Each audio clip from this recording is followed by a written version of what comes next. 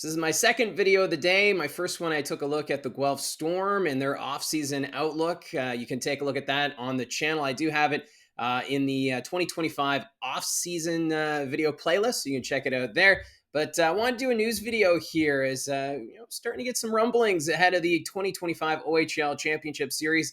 I already did a preview, but this in regards to Denver Barkey. That's the big question mark right now for the London Knights, as the captain went down with injury in Game 1 of the Western Conference Final against the Kitchener Rangers.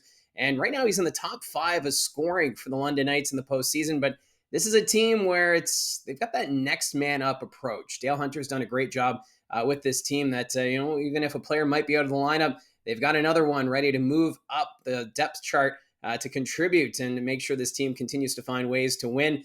So Denver Barkey at the end of the Western Conference Final was seen with an air cast on his ankle. He is listed as day-to-day. So the question remains, will we see Denver Barkey in the championship series against the Ottawa Generals? For Barkey, though, give him credit. He continues to be pretty positive and upbeat with his teammates off the ice. He's been an encouragement. So it just goes to show the character of Denver Barkey, just the leadership that he brings, not wanting to be, down and out when it comes to this situation, staying optimistic, and we'll have to wait and see. Does he make it into the lineup? I know there's been some speculation that maybe we see him in the Memorial Cup. That may be the earliest as in regards to his ankle injury, but when it's playoff time, you've got leaders who will, try and make an impact, even if they're not 100%. And we'll have to wait and see if that's going to be the case with Denver Barkey as that series gets underway Thursday in London. And what a series it's going to be. It's kind of the revenge tour here for the Ottawa Generals. As remember last year, they were swept by the London Knights. And of course, the Knights trying to make history going on the perfect sweep through the OHL playoffs right through to the J. Ross Robertson Cup. So we'll have to wait and see how that all plays out. And we'll keep an eye on whether or not Denver Barkey will make an appearance in Game 1 or at some point during the OHL Final. Now, yesterday it was announced that the Ottawa 67's have signed third overall pick Brock Chitaroni. And Chitaroni played, of course, with the Barrie Colts U16 team last season and had quite the impact in 31 regular season games, 29 goals and 30 assists. And for Chitaroni, there was many who thought he would go top 5.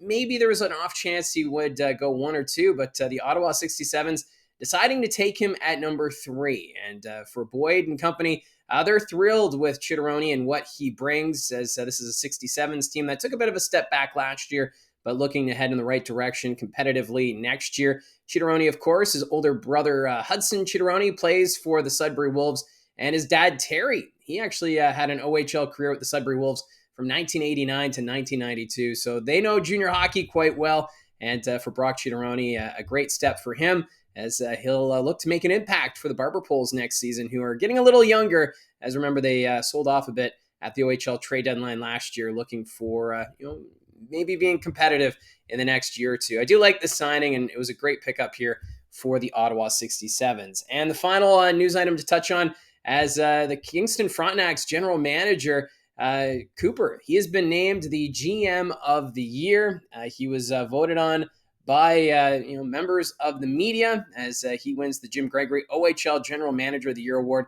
Remember at the beginning of the regular season, everyone was talking about Brantford, Oshawa, Brampton, Barrie, but nobody was really talking about the Kingston Frontenacs. There was a bit of an unknown with the team going into the regular season, but he brings in Ronan from the Ottawa 67's, Cedric Gandon from the Owen Sound Attack, and it just signaled that this team looking to make some noise in the Eastern Conference, and they surprised many. You have to give credit to Troy Mann, who's done a great job behind the bench. He was brought in last year, replacing Luca Caputi, and the systems he's brought in has really made this a confident bunch. And Cooper has to be given credit for what he's done for this organization to make Kingston competitive last year. Obviously, it didn't pan out, losing in 7 games to the Barrie Colts after making that big splash at the OHL trade deadline, acquiring veteran players from Saginaw and the Sioux. But there's some great general managers right now in the Ontario Hockey League. It's great to see that Cooper being recognized for his work with Kingston. I think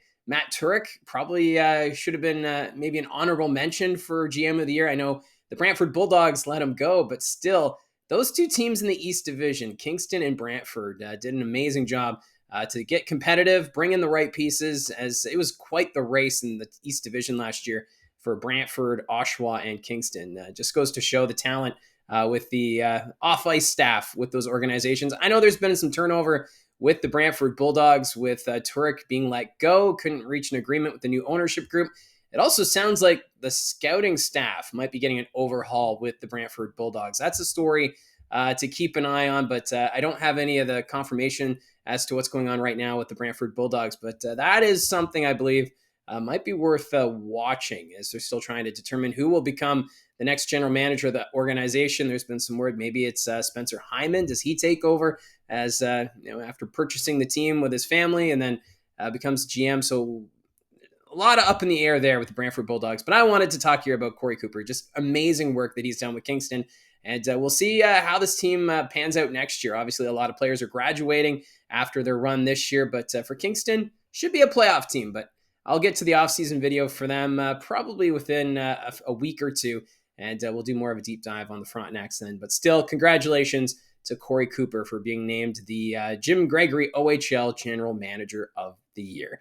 So those are the news items for today. And don't forget to comment down below your thoughts on any of these items. And appreciate all the support. And don't forget to hit like and subscribe if you haven't clicked on subscribe already. And we'll talk to you again soon.